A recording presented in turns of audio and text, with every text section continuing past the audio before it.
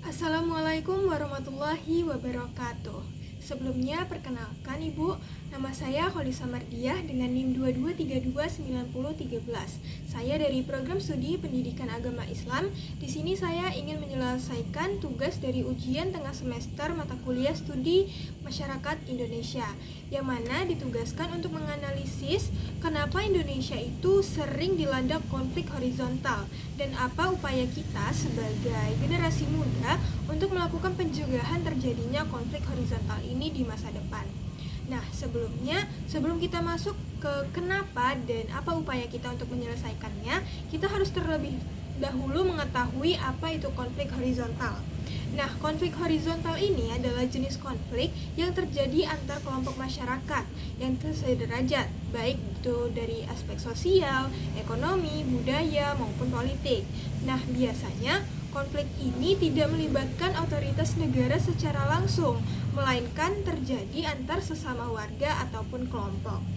Nah, untuk kita lebih mudah menganalisis atau lebih mudah lagi mengetahui yang mana konflik horizontal ataupun yang tidak, cara menyaringnya kita bisa melihat dari ciri-ciri konflik tersebut. Nah, di sini ada ciri-ciri konflik horizontal itu sendiri. Yang pertama, konflik ini terjadi antar kelompok masyarakat seperti antar suku, agama, ataupun golongan. Nah, yang kedua, konflik ini dilatar belakangi oleh perbedaan identitas, kepentingan, ataupun persepsi antar satu pihak dengan pihak yang lainnya. Dan yang ketiga, itu konflik ini dapat berlangsung secara terbuka, contohnya seperti adanya kerusuhan atau bentrok antar satu pihak dengan pihak yang lainnya, ataupun juga bisa dalam bentuk yang tersembunyi, misalnya antar satu dengan yang lainnya itu saling curiga atau melakukan diskriminasi antar sesama.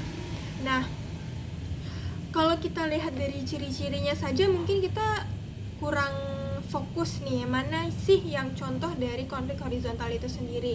Nah, di sini mungkin saya akan menyebutkan beberapa contoh dari konflik horizontal ini. Yang pertama, konflik horizontal ini bisa terjadi misalnya antar etnis, misalnya antar suku A dan suku B, misalnya antar suku Dayak ataupun berseteru dengan suku Madura, atau misalnya konflik antar agama A dan agama B mengenai ketauhidan maupun yang lain sebagainya yang menyebabkan kedua agama tersebut berseteru. Ataupun yang kemarin itu terjadi di tahun lalu itu sempat ramai, itu berkenaan dengan konflik pemilihan di pemilu 2024 yang mana calon presiden A dan calon presiden B itu pengikutnya atau pemilihnya itu memiliki banyak sekali perbedaan yang menyebabkan banyak sekali konflik yang terjadi pada saat itu. Jadi yang saya rasakan sendiri bahkan pada saat itu banyak sekali terjadi kericuhan atau hal-hal buruk lainnya karena pemilih A itu tidak setuju dengan pemilih B yang memiliki kriteria yang baik itu menurut si B dan buruk bagi si A, dan begitu pula sebaliknya. Nah, dengan hal tersebut itu menyebabkan banyak sekali konflik yang terjadi. Jadi kadang-kadang kita bisa melihat bahwasannya pemilih B itu suka menjelek-jelekan pemilih A, dan pemilih A juga mencari kesalahan dari pemilih B. Padahal kebenaran tersebut tidak bisa dilihat dari data juga, karena itu menurut pemikiran mereka antara satu dengan yang lainnya saja. Jadi sebenarnya konflik-konflik yang terjadi itu adalah sebenarnya ketidaktahuan antara pemilih-pemilih tersebut terhadap calon yang mereka pilih itu. Nah, adapun penyebab-penyebabnya kenapa sih konflik horizontal ini terjadi di Indonesia? Padahal kita sudah memiliki aturan di negara kita agar terhindar dari banyaknya konflik. Yang pertama itu perbedaan antar suku, agama maupun ras. Jadi kalau misalnya kita sudah berbeda saja, kadang kita yang sama saja itu kan sulit untuk menyatukan, apalagi yang berbeda itu suku, agama, karena kita mempunyai kepercayaan masing-masing dan kita juga menguatkan dari kepercayaan kita itu sendiri. Makanya terjadilah konflik-konflik yang tidak kita harapkan ini. Lalu juga kesenjangan ekonomi. Terkadang ekonomi itu kita tidak bisa merasakan nih kalau misalnya ekonomi kita seperti ini dan ekonomi orang seperti ini, kita tidak bisa menyatukan karena orang tersebutlah yang mengetahui batas mampu mereka mengenai ekonomi itu sebagaimana. Jadi kalau misalnya disamakan, itu tidak akan bisa ketemu ujungnya, sehingga muncullah banyak konflik yang terjadi di sekitar kita. Lalu juga bisa jadi karena ketidakcakapan pemimpin, karena yang namanya seorang pemimpin itu dia harus pandai dalam mengelola kekuasaan di bawahnya. Jadi kalau misalnya dia tidak pandai, maka dari itulah muncul konflik-konflik yang tidak diharapkan tadi.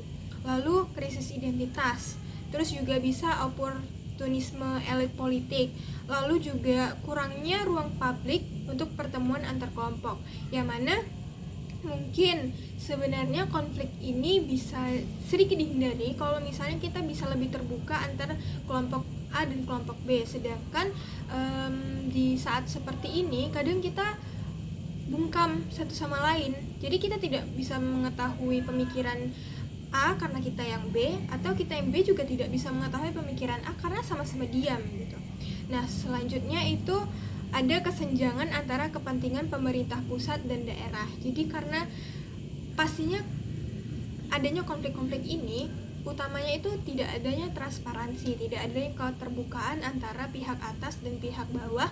Dan jadi maka dari itu konflik-konflik ini sering terjadi, makanya sering ada miskomunikasi dan lain sebagainya. Sebenarnya itu adalah penyebab utama mengapa sering terjadi konflik horizontal ini. Nah, bagaimana sih cara kita sebagai generasi muda untuk lebih meminimalisir terjadinya konflik horizontal ini? Karena menurut saya kalau misalnya dibabat penuh nih tidak ada lagi konflik, itu sepertinya agak sulit lah terjadinya. Karena apa? Karena konflik ini terjadi kan karena perbedaan pemikiran, karena perbedaan keinginan dan lain sebagainya, dan itu tidak bisa kita pungkiri, kita memiliki banyak sekali pemikir di negara kita.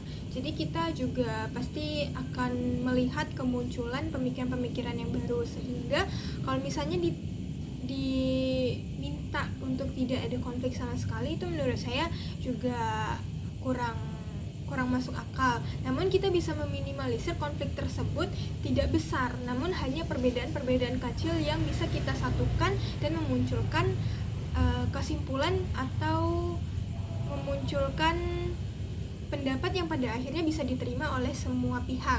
Nah, jadi menurut saya itu cara pencegahannya itu ialah menciptakan daya pemersatu masyarakat yang kuat, seperti rasa nasionalisme, terus juga cinta akan tanah air.